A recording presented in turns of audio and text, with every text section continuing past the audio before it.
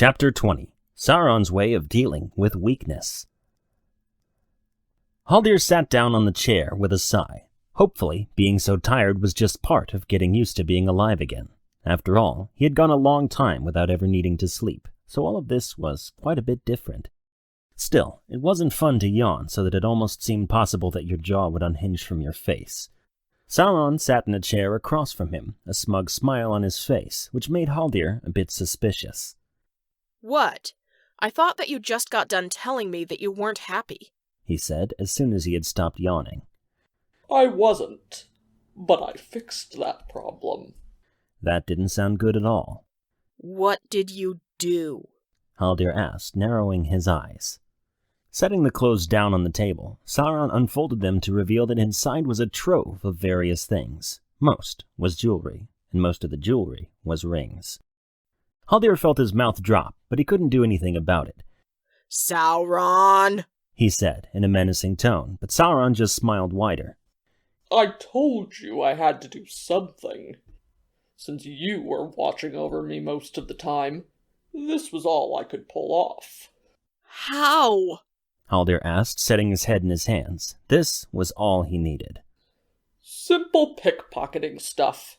Nothing really difficult." "How can you pick rings off people?" Haldir asked, actually quite interested. That would be a trick to do without anybody noticing. "Oh, those," he said as he poked at the rings. "Well, I just swiped them all off a stand. You let your guard down too many times, I must say." "Why did you do this?" "I already explained it to you," Sauron said as he began to look over the objects. "I had to even the score with myself. So this is how I chose to do that." "You couldn't just let it go?" No. Too important."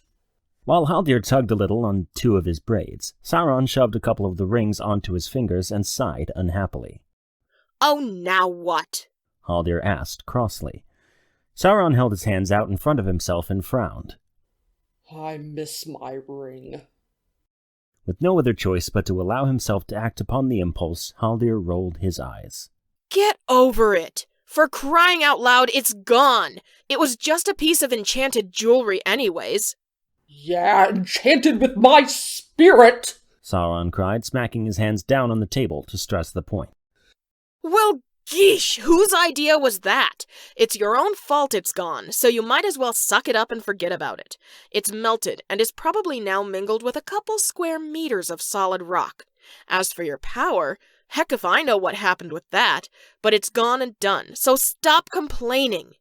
He slouched down in his chair and crossed his arms, adopting an expression that just dared Sauron to say anything back. Sauron glared at him, but he did not say anything at the moment. Yet then he got up, gathering all of his things from the table, or at least all of them but one. This one he held without Haldir's knowledge, and at the right moment he threw it at Haldir's head, hitting the mark squarely. Haldir cursed in a way that surprised Sauron, who did not wait around long enough, even though he was slightly amused by this sudden show of colorful language from the elf. Haldir rubbed the heel of his hand against his forehead, wondering if it was dented. Although he tried to get up quickly to catch that stupid Maya, it wasn't quite quick enough. Unwilling to waste too much energy over it, Haldir sat down again in the chair and tried to think of something he could do for revenge. Perhaps it wasn't really the best example to set, but Haldir couldn't help it. He wouldn't just let him get away with doing stuff like that. Oh no, he could play that game. All his life Haldir had settled the scores, and he wouldn't let this time be an exception. And he even had a good reason to do so this time besides simple revenge. Stealing was bad, and so Sauron had to be punished for that anyways. He leaned back in his chair and tried to think of something that he could do. Doubtless there would be many possible prospects, yet he didn't want to go overboard.